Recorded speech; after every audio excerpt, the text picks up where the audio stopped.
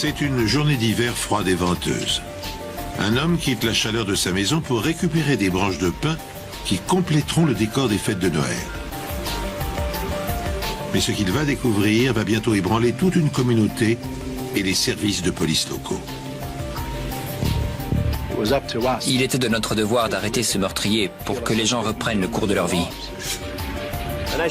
Elle marchait sur ce chemin en direction des toilettes et elle a remarqué un homme qui en sortait. Quelque chose clochait. Comment expliquer que cette femme est disparue? Pourquoi?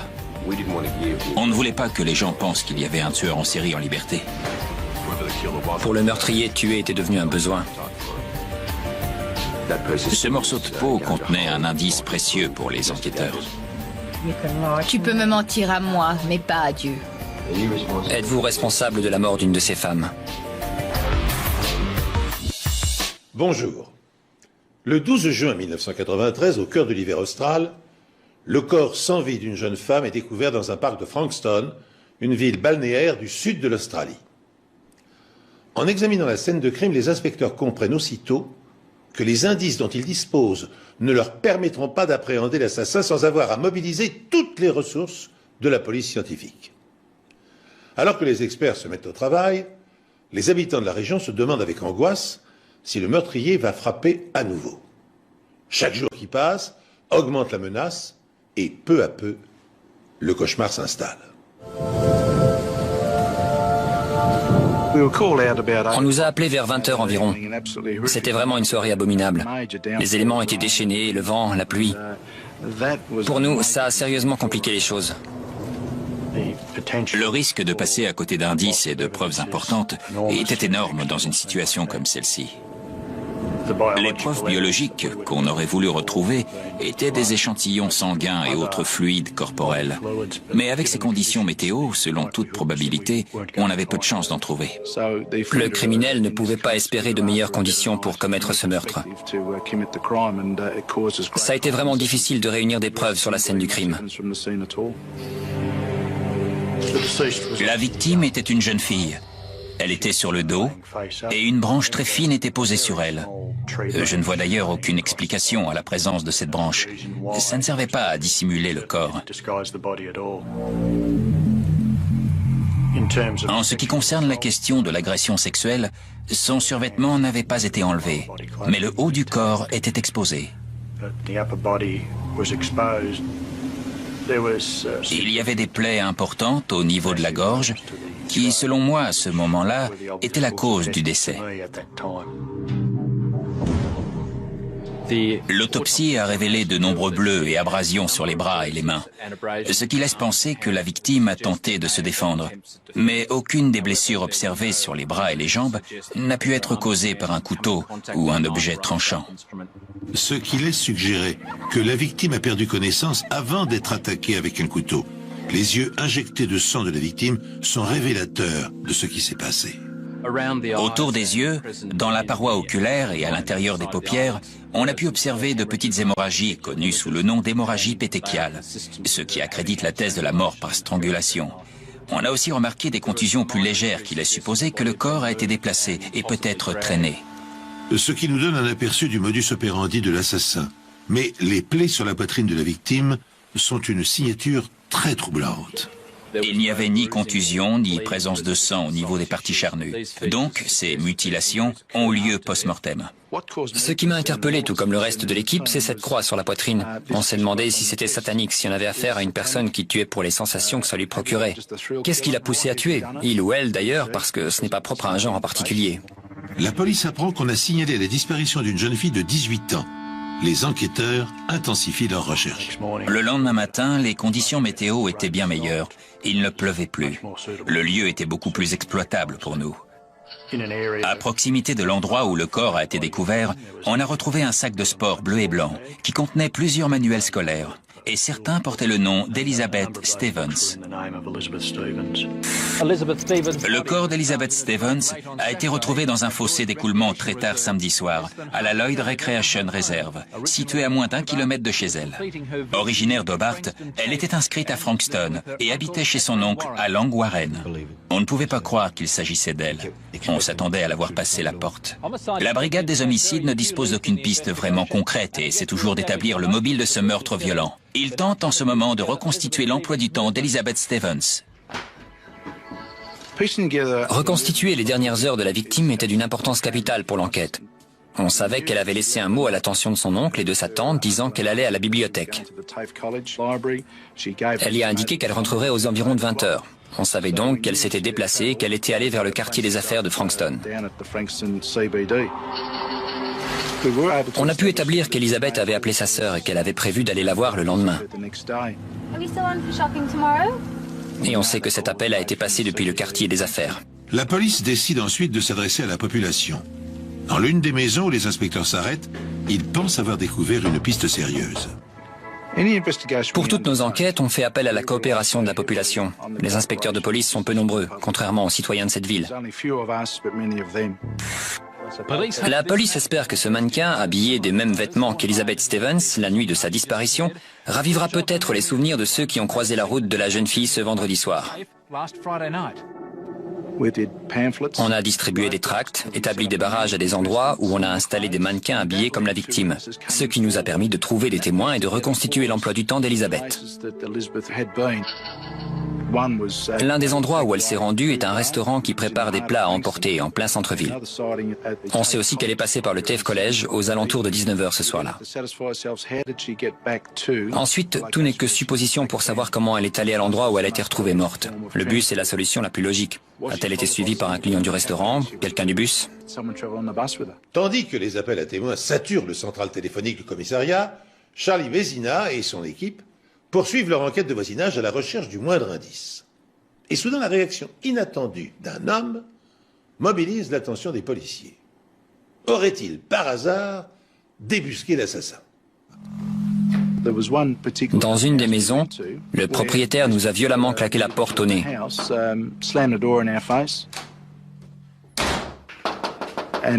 Ce qui a forcément éveillé nos soupçons. On a donc fait en sorte d'entrer dans la maison, et il y avait du sang partout. Pour nous, il s'agissait d'une scène de crime. Mais en fait, le propriétaire s'était auto-mutilé et c'est tout. Mais il nous a fallu des heures pour l'éliminer de la liste des suspects. Pour la police, c'est presque un retour à la case départ. On passe d'un état d'excitation à l'abattement. Et c'est peu de temps après qu'on a appris la disparition d'une jeune femme dans la région de Frankston. Plus d'une centaine de bénévoles ont rejoint la police qui s'est lancée à la recherche de Deborah Ann Frim. On est complètement dévastés. On a un petit garçon qui est né il y a 12 jours. On n'y arrive pas, c'est trop dur. Tous les témoignages disaient que Debbie était une mère aimante, si heureuse d'avoir son bébé.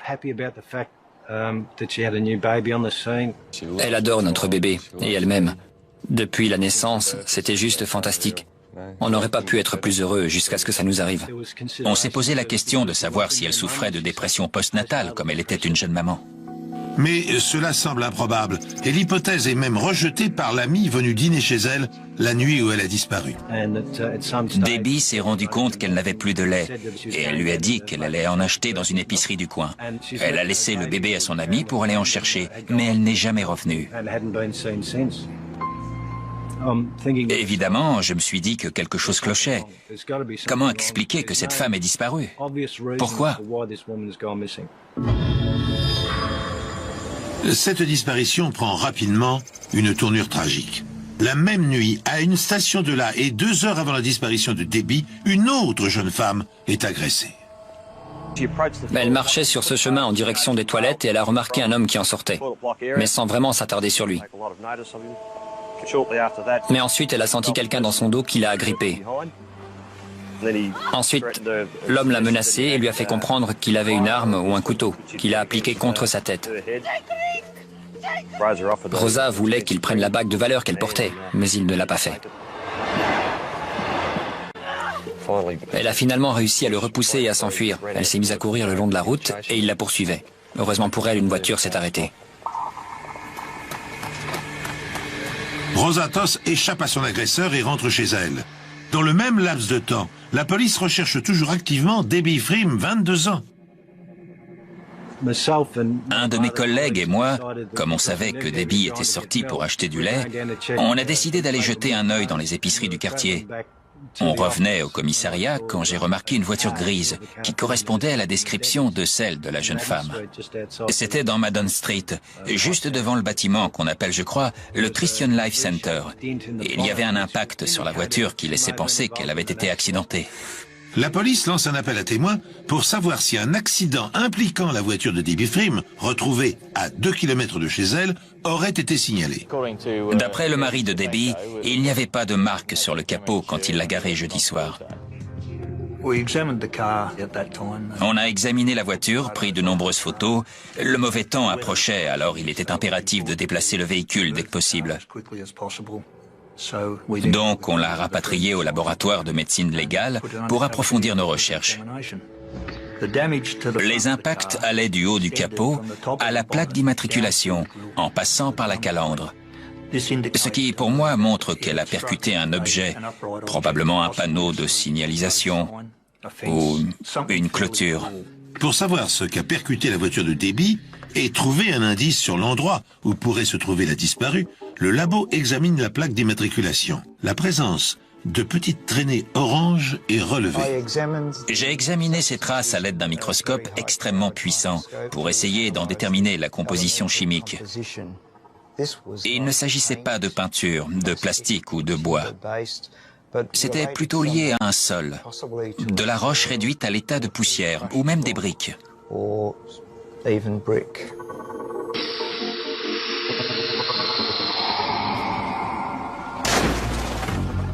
La voiture de Debbie a percuté un mur de briques. Des fragments sont restés incrustés dans le capot et la calandre. C'est l'hypothèse que retiennent les experts de la police scientifique. Pour autant, l'accident est-il survenu quand la jeune femme allait acheter son lait ou sur le chemin du retour? Comme ses courses et son portefeuille ont disparu, une autre question se pose.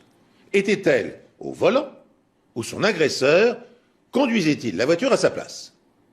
Et un détail va permettre de le déterminer. Quand j'ai examiné la voiture, j'ai remarqué que le siège conducteur était très incliné et reculé au maximum. Ça m'a laissé penser que quelqu'un plus grand que Debbie était au volant pour la garer sur Madon Street. Et j'ai trouvé des traces de sang sur des brins d'herbe sur le siège passager et d'autres traces de sang sur le siège conducteur. Ce sang est celui de Debbie Freem. Mais qui a conduit la voiture jusqu'à Madon Street? La jeune mère de famille est-elle toujours en vie? La police est arrivée à Carrum Downs, où le corps d'une jeune femme vient d'être retrouvé entre Wedge Road et Thompson's Road. Taylor's Road est une route qui n'est pas encore goudronnée. Il y a des champs de part et d'autre. Et le corps a été découvert entre des arbres et une clôture de barbelés.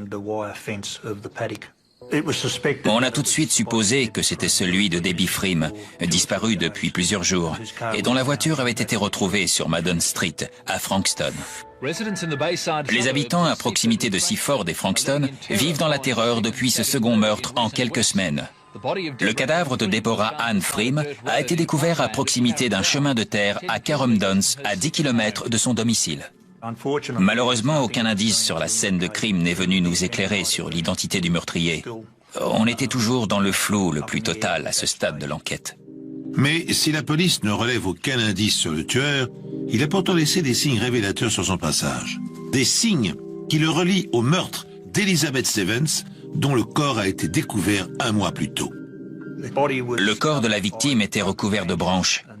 Et même si je ne suis pas allé là où le cadavre d'Elizabeth Stevens a été découvert, je savais qu'on avait également relevé la présence de branches sur elle. Sur l'herbe, tout près de l'endroit où le corps de Debbie était caché, il y avait une grande quantité de sang, ce qui pour moi veut dire qu'elle a été tuée puis cachée. Sa robe était relevée pratiquement jusqu'à la taille, mais ses sous-vêtements étaient intacts, tout comme Elizabeth Stevens. Elle est décédée des multiples blessures qui lui ont été infligées au couteau, pas seulement au niveau du cou, mais également au niveau de la poitrine, comme si elle avait été attaquée par un forcené. Quand le corps de Debbie Freem a été découvert, et après son autopsie, on a pu comparer les blessures post-mortem qui lui avaient été infligées à celles de la première victime. Et on a remarqué les traces évidentes de strangulation, la similitude des coups de couteau, plus les blessures post-mortem. Tous ces éléments concordaient et nous laissaient penser que la même personne avait commis ces meurtres. Mais on ne voulait pas que les gens pensent qu'il y avait un tueur en série en liberté. La police est maintenant confrontée à une situation nouvelle. 2 autres jeunes femmes ont été tuées durant les 3 dernières années dans cette région. Le corps de Michelle Brown, 25 ans, a été découvert en mars l'année dernière et Sarah McDiarmid a été enlevée à la gare de Kananook en 1990. Elle n'a jamais été retrouvée. L'hypothèse d'un tueur en série est inévitable. Si un tueur en série est en liberté, c'est dans ce genre d'endroit qu'il repère ses proies. Un endroit où passent de nombreuses jeunes femmes et mères de famille qui pensaient circuler en toute sécurité. Mais ce n'est plus le cas. Mon mari ne me laisse plus sortir le soir, sauf si j'ai un de mes chiens avec moi. On n'est plus en sécurité maintenant. Je sors avec mon mari. Si je suis juste avec une amie, je ne me sens pas en sécurité. Vos amis habitent en haut de la rue, mais vous avez peur d'aller les voir. C'est les méchants qui font la loi, ça vous met en rage. Je vais souvent en boîte, mais les filles ne viennent plus souvent. C'est trop dangereux pour elles de sortir le soir. La police met tout en œuvre pour retrouver cet assassin qui pourrait bien être un tueur en série. Il est évident que beaucoup de gens à Frankston avaient trop peur pour sortir le soir. On s'attendait tous à ce qu'il y ait d'autres victimes. Pour le meurtrier, tuer était devenu un besoin. La priorité était d'attraper le tueur. Pour ça, il fallait utiliser les médias et diffuser le plus grand nombre possible de photos d'Elizabeth et Debbie. Et communiquer les informations sur la voiture qu'elle conduisait, sur tout ce qui pourrait mener à l'assassin. Beaucoup de gens se sont manifestés pour apporter leur aide, grâce à l'action des médias.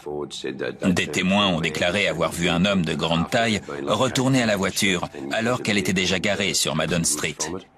Il aurait pris des choses à l'intérieur.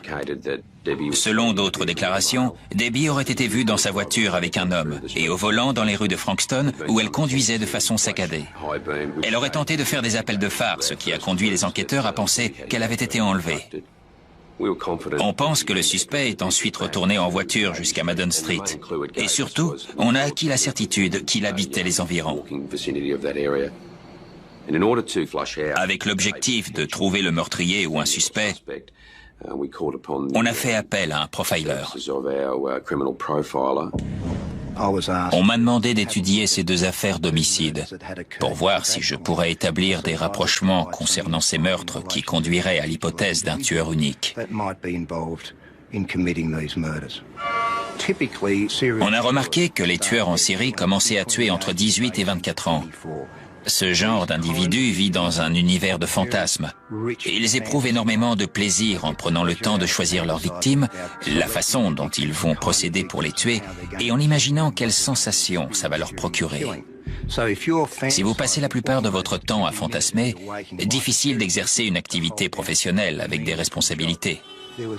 Pour moi, il y avait suffisamment d'éléments prouvant que le tueur habitait forcément la région. Il n'allait pas commettre un meurtre dans un endroit complètement inconnu, parce que ce serait plus risqué. C'est pour cette raison qu'il devait être des environs. Il n'attirait pas l'attention. Les conditions étaient idéales pour lui. En tenant compte des analyses du profiler, la police de Frankston délimite rapidement un périmètre d'investigation. C'est là, pense-t-il, que le tueur doit se terrer. Tandis que chaque maison est passée au peigne fin et que leurs occupants sont minutieusement interrogés, un nouveau drame frappe de plein fouet la communauté. Une autre jeune fille a disparu. En moins de 8 semaines, 2 jeunes femmes sont assassinées. 2 meurtres violents et très semblables. La police ne dispose que de peu d'indices, mais n'hésite pas à déployer des forces supplémentaires pour prévenir les habitants du danger, tout particulièrement la nuit. Mais on apprend soudain la disparition d'une lycéenne de 17 ans, Nathalie Russell. D'habitude, Nathalie va au lycée à vélo. Mais comme il pleuvait, j'ai décidé de l'accompagner. Je l'ai déposée en lui disant, comme souvent, « Appelle-moi si tu veux que je vienne te chercher ». Elle n'a pas appelé. Alors j'ai pensé qu'elle était allée en ville, ce qu'elle faisait souvent. Mais quand le bus est arrivé à 18h15, Nathalie n'était pas dedans. J'ai commencé à m'inquiéter. Le bus suivant est arrivé un peu après 19h et quand j'ai vu qu'elle n'en descendait pas non plus, j'ai dit à Brian, il se passe quelque chose. Je me suis présenté chez monsieur et madame Russell. Je me souviens que madame Russell était très nerveuse. Elle se tordait les mains. Je pense qu'elle se disait que quelque chose de terrible avait dû arriver.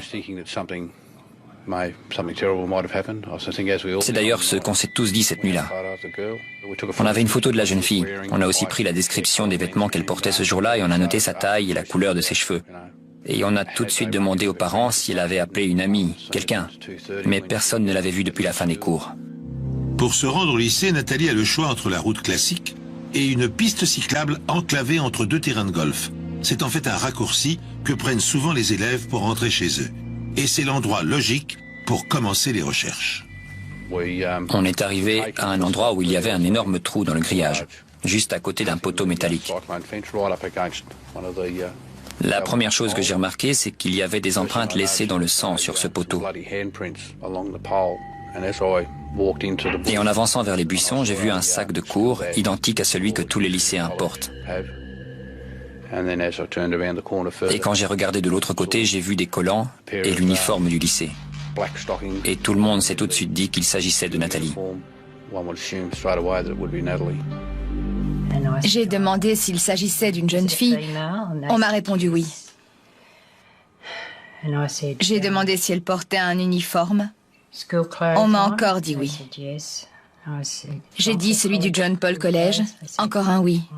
Et là, je leur ai dit, ça ne peut pas être Nathalie. Elle est forte. Elle ne se serait pas laissée faire. Elle n'aurait laissé personne lui faire du mal. Ce que je peux dire pour avoir été sur la scène du crime, c'est que Nathalie s'est beaucoup débattue. Elle a vraiment essayé de repousser son agresseur. Toute l'herbe était quasiment arrachée à l'endroit où elle a été retrouvée. Elle a certainement tout tenté. Malheureusement, il était plus fort qu'elle. Le corps de Nathalie Russell, une lycéenne de 17 ans, a été découvert à 21h la nuit dernière, un peu plus de 2 heures après le début des recherches intensives menées par la police dans la région. Ce meurtre survient après celui de Deborah Frim, il y a 3 semaines, et celui d'Elizabeth Stevens, le 12 juin. Les enquêteurs confirment qu'elle est décédée des multiples coups de couteau portés à la poitrine et cherchent actuellement à mettre en évidence des points communs entre les meurtres. Comme pour les 2 autres victimes, on a remarqué des ressemblances évidentes. Mais dans ce cas-là, la différence la plus marquante, c'est que l'assassin a pris plus de risques. Et il avait clairement décidé de ne pas attendre la nuit pour frapper. Le fait d'avoir fait un trou dans la clôture lui permettait facilement de sauter sur n'importe quelle personne passant par là pour l'attirer de l'autre côté, sans oublier le chemin qu'il a utilisé. C'est vraiment très osé d'agir comme ça. Dès le lendemain matin, les experts de la police scientifique ratissent la scène de crime à la recherche du moindre indice. Le tueur en série a-t-il cette fois commis une erreur? Les policiers vont-ils parvenir à exploiter une marque, une indication, un résidu? Vont-ils enfin retrouver sa trace, l'identifier et mettre un terme à l'hécatombe?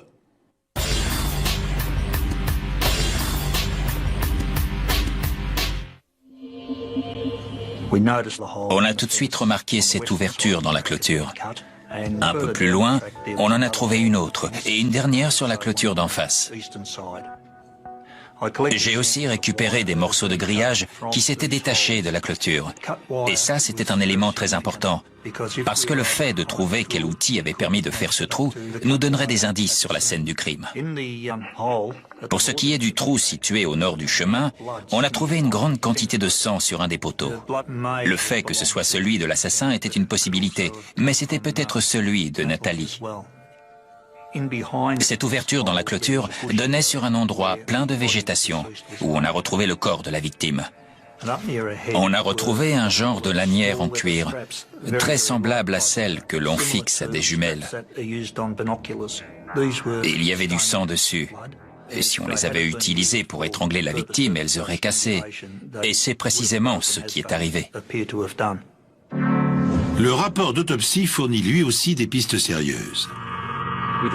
Dans la plus grave des lésions au niveau du cou, on a retrouvé un morceau de peau de 2,7 cm sur un demi-centimètre. On a procédé à une analyse plus poussée. On y a relevé des stries, ce qui laisse suggérer que cette peau provient d'une main. Et apparemment, pas de celle de Nathalie. Ce morceau de peau allait devenir un indice précieux pour les enquêteurs. Des tests ADN allaient nous permettre de faire un rapprochement entre la scène de crime et l'assassin. C'était le lien entre Nathalie et son agresseur.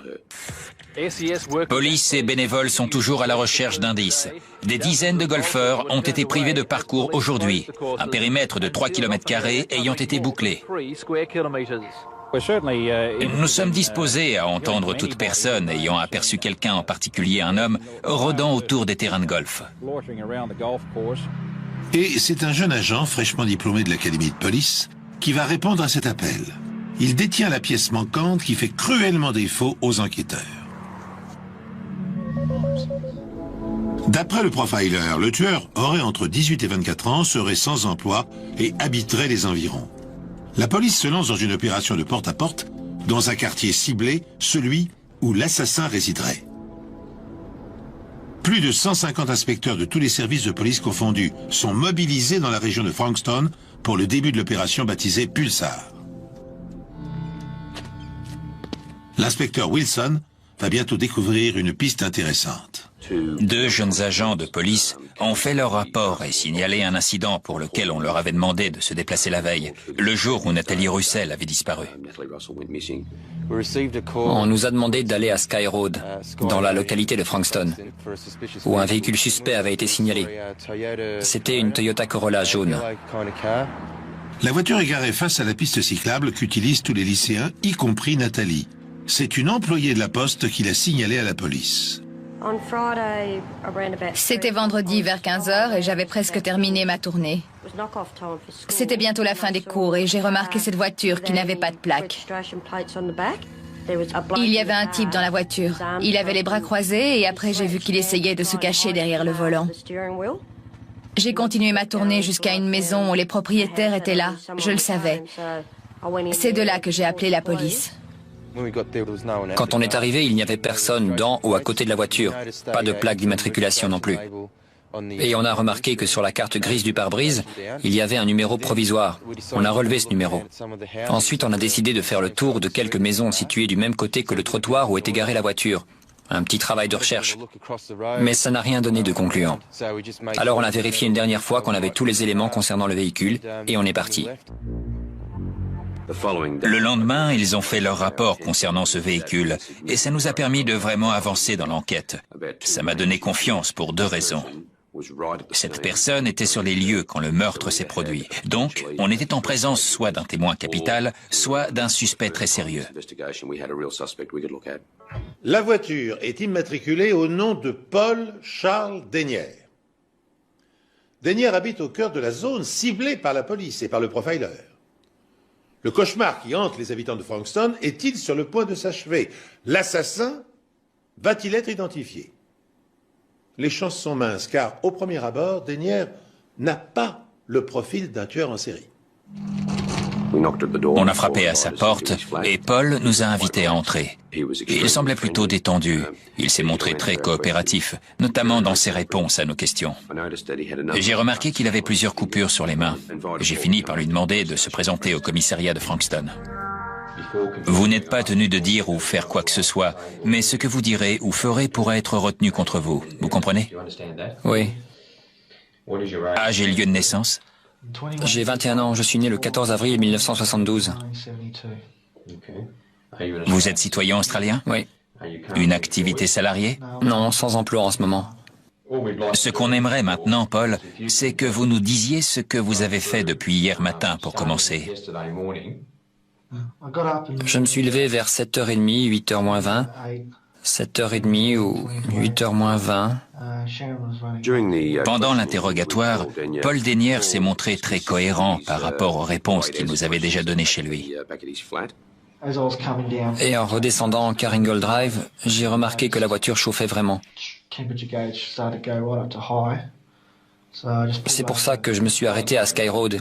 Et juste à côté, c'est là qu'il y a un terrain de golf. Je me suis arrêté pour regarder sous le capot de la voiture et j'ai vu que quelque chose s'était desserré.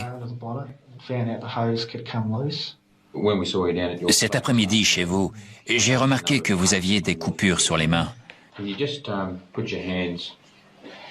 Pourriez-vous les poser à plat sur ce bureau, s'il vous plaît? C'est une longue estafilade ici. Vous pouvez nous dire comment et quand c'est arrivé? Hier, en regardant la voiture. Et comment exactement? Le ventilateur tourne dans ce sens. Moi, je me tenais devant la voiture avec ce ventilo qui tourne. Et là, il y a l'alternateur.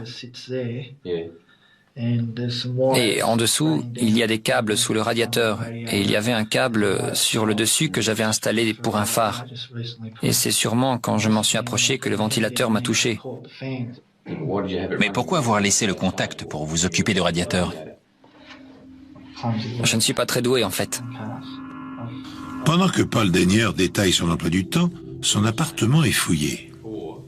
Je me suis rendu chez lui et j'ai participé à l'ensemble de l'opération. Demande de mandat, fouille des lieux et découverte des preuves. Les enquêteurs mettent la main sur des couteaux et plusieurs vêtements suspects. Dans la voiture, ils trouvent une paire de jumelles sans lanière et parmi ces nombreux outils, des pinces. Ça a forcément renforcé nos convictions. Rien à voir avec l'impression qu'on avait eue quand ce type nous avait claqué la porte au nez. Cette fois-ci, on savait qu'on était en présence d'un vrai suspect. Pour en avoir une confirmation scientifique, les pinces sont déposées au laboratoire médico-légal. Elles sont utilisées pour couper du fil de fer barbelé. Chaque paire de pinces laisse une marque bien distincte lorsqu'elle est utilisée pour couper, comparable aux empreintes digitales chez l'homme. Toute trace d'usure, toute imperfection sur les lames se reporte sur le fil qu'elle coupe. Ces tests en laboratoire sous microscope révèlent que les marques laissées sur le fil de fer barbelé sont identiques à celles de la clôture sur la scène de crime. Savez-vous qu'une jeune fille a été assassinée à Frankston? Oui. On est samedi aujourd'hui. Quand l'avez-vous appris? J'ai vu des voitures de police arriver ce matin quand j'arrivais sur Sky Road. Il y avait des bénévoles aussi. Pardon, vous avez vu les bénévoles et tout le reste sur Sky Road? Oui. Ils avaient mis des bandes blanches pour barrer la route. Je vous ai vu, vous. Quoi, moi? Oui, vous. Avec un autre type. Et que faisiez-vous à ce moment-là? Où alliez-vous ou que faisiez-vous? À chaque fois, il semblait capable de fournir une bonne réponse. Ce qu'il était en train de faire, où il était, ce qui a forcément éveillé nos soupçons, parce que personne ne se souvient jamais de tout dans les moindres détails.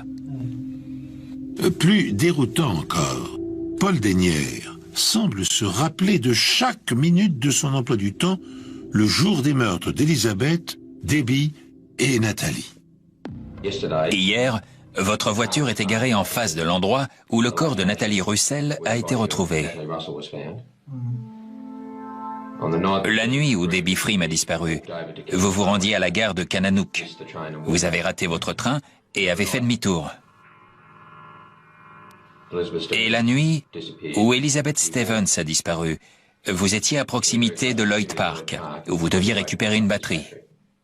Pour vous, il ne s'agirait que de coïncidence? Oui, c'est le cas. À chaque fois? Oui.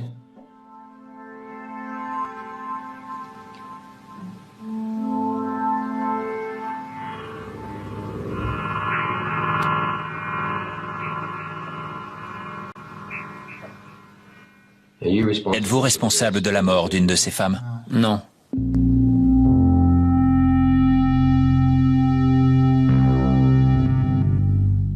Tout au long de son interrogatoire, Paul Denyer fait preuve d'un sang-froid étonnant.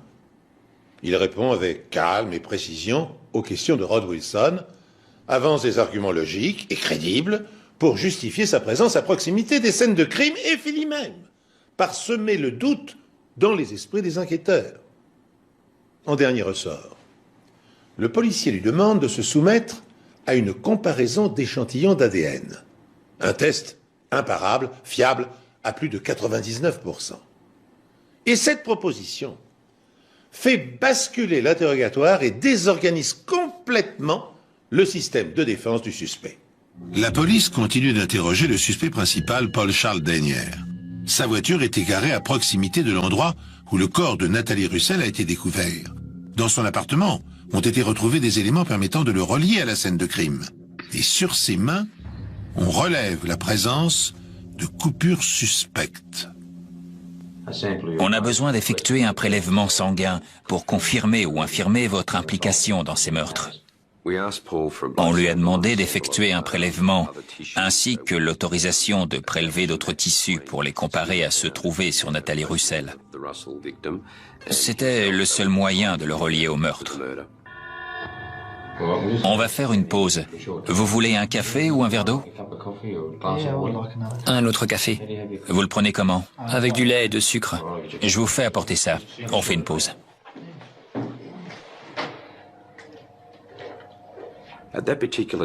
À ce moment précis, il a commencé à prendre conscience qu'il allait devoir se soumettre à des examens sanguins et que les tests ADN pouvaient le relier aux scènes de crime. Il savait qu'on ne croyait pas à sa version. Pour vous, Oui. il ne s'agirait que de coïncidence à chaque fois? Oui, c'est le cas. Je pense qu'il savait que c'était fini. Et pendant que nous attendions que nos experts du laboratoire médico-légal interviennent pour les prélèvements, l'inspecteur Darren O'Lachlan est resté avec Paul Denyer. Darren portait une croix autour du cou et Paul lui a demandé s'il était croyant. Et la conversation s'est engagée sur ce thème. Vous avez parlé à l'inspecteur O'Lachlan et vous lui avez dit que vous étiez responsable des meurtres de 3 femmes. Est-ce exact? Pourriez-vous nous expliquer avec vos mots à vous ce qui s'est passé concernant la mort d'Elizabeth Stevens à Langwarren?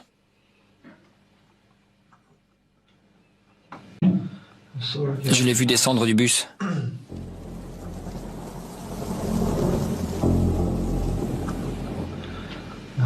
Je l'ai suivi.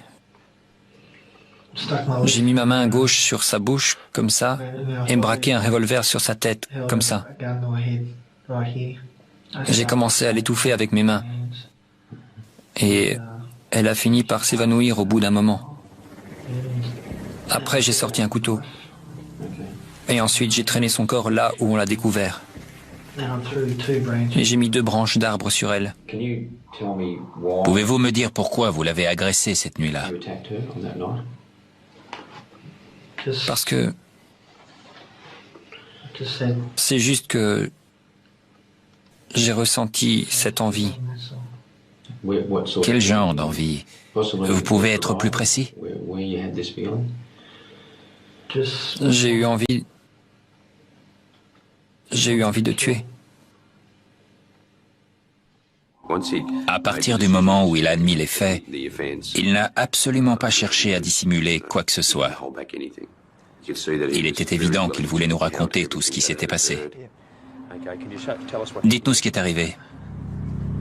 La voiture était garée là. On parle de celle de Debbie Frim? Oui, une Nissan Pulsar. Je marchais dans cette rue. Je l'ai vue descendre de voiture. Elle est entrée dans cette épicerie et moi je suis monté à l'arrière. La voiture était garée juste en face, ce qui fait que je pouvais la voir d'où j'étais. Pourquoi l'avoir choisie, elle? J'ai ressenti le besoin de le faire à ce moment-là. Et ensuite, que s'est-il passé? Elle est ressortie. Je l'entendais avancer vers la voiture et moi j'étais caché à l'arrière. Elle est remontée en voiture sans me voir. Elle a commencé à manœuvrer pour faire demi-tour. C'est là que j'ai sorti un revolver. Elle a foncé dans ce mur. Elle l'a percuté où? Ici, je crois. D'où l'impact sur le capot. Et après, vous avez pris la direction de Kananook Avenue? Il était complètement détaché de tout ça, comme si cela n'était jamais arrivé. Il racontait les choses avec beaucoup de froideur. Il conduit Debbie vers Taylor Road. Il tente d'abord de l'étrangler avant de la poignarder, tout comme Elizabeth Stevens. J'ai traîné son corps sur 1 mètre environ vers les arbres et je l'ai laissé contre la clôture où on l'a retrouvé. Après, j'ai cassé 2 branches de l'arbre le plus proche et je les ai posées sur elle. Je suis remonté en voiture, j'ai réglé le siège parce qu'elle était beaucoup plus petite que moi et j'ai pris la direction de Madden Street. Pourquoi Madden Street? Ni trop près ni trop loin de chez moi. Le lendemain, plusieurs témoins décrivent un homme ressemblant à Paul Dennière qui serait retourné à la voiture de Debbie pour récupérer ses courses et son portefeuille. Je voulais connaître son nom et voir ce que contenait son portefeuille. Je l'ai enterré sur le terrain de golf. Vous pouvez nous montrer où exactement? Oui, avec précision. Comment allez-vous le retrouver? Je le retrouverai. Vous nous avez conduits jusqu'ici, jusqu'à l'ouverture faite dans le grillage. Et c'est donc par là que vous avez enterré le portefeuille? Il creusait avec un peu d'acharnement, et on avait presque envie de lui dire de ne plus rien faire, que de toute façon on allait le retrouver. Mais il ne pouvait pas s'en empêcher. Comme pour nous prouver qu'il disait vrai, il avait peur qu'on ne le croie pas.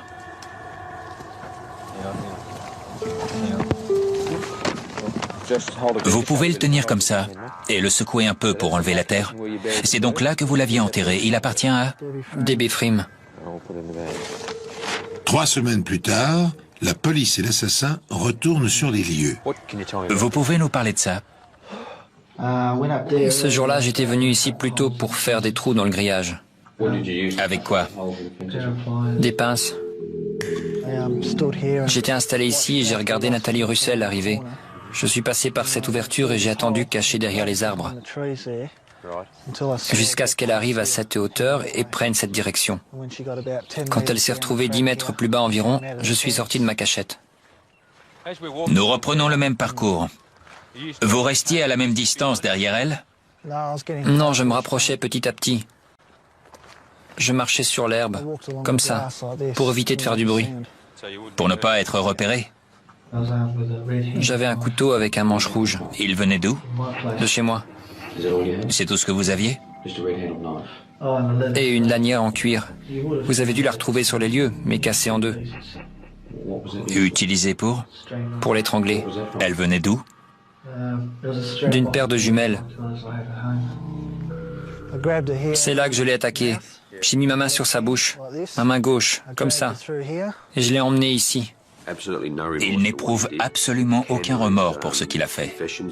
La sincérité de sa confession est terrifiante, et la façon dont il a décrit ce qu'il a fait à ses victimes, sans montrer la moindre émotion, c'est pénétrer dans un univers effroyable. Pourquoi l'a tué?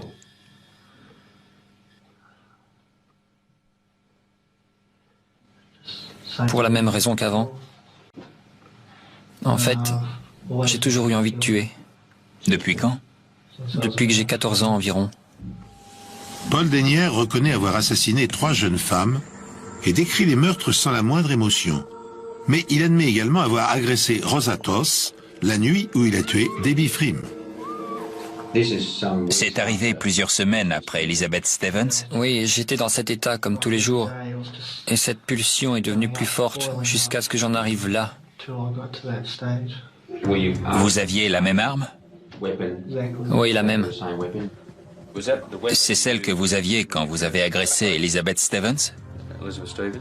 Oui, c'est celle-là. La même pour Deborah Frim? Oui. La même pour la jeune femme de Seaford? Oui.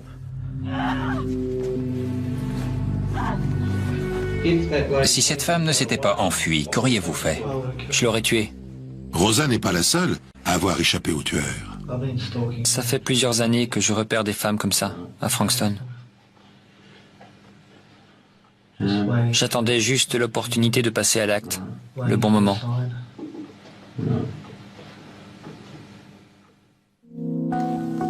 La confession de Paul Dennière dure plus de 5 heures. Paul Dennière, 21 ans, sans emploi, a été inculpé ce matin au commissariat de Frankston. Le périmètre avait été sécurisé lorsque l'accusé a quitté le poste dans un véhicule escorté par une seconde voiture de police. Quand j'ai rejoint mes collègues dans la salle des opérations, je peux vous assurer que le sentiment de satisfaction était palpable. On était tous soulagés, contents d'avoir attrapé le coupable. Tout le monde y allait de son petit commentaire. Ça tient à l'implication de chacun, au temps consacré à l'enquête, aux malheureuses victimes. Notre satisfaction était manifeste. On s'est tous retrouvés aux petites heures du matin pour partager quelques bières avant de rentrer chez nous.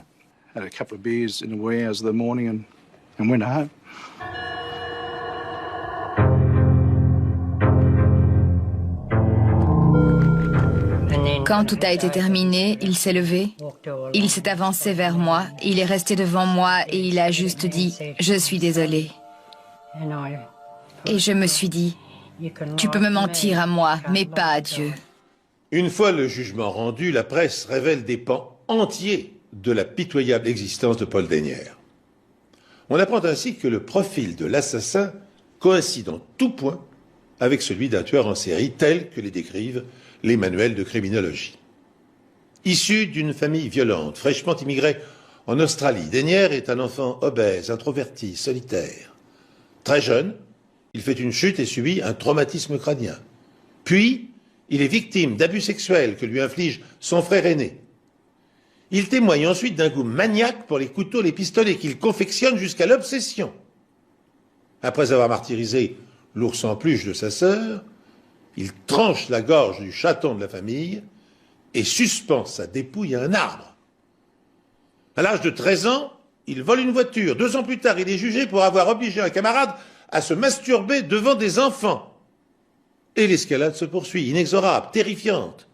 Devenu adulte, il s'attaque à 2 chèvres dans le champ voisin de son travail qu'il dépèce avec sauvagerie. Dès lors, plus rien ne semble pouvoir l'arrêter. Devenu asocial, il se fait licencier des emplois subalternes qu'il occupe.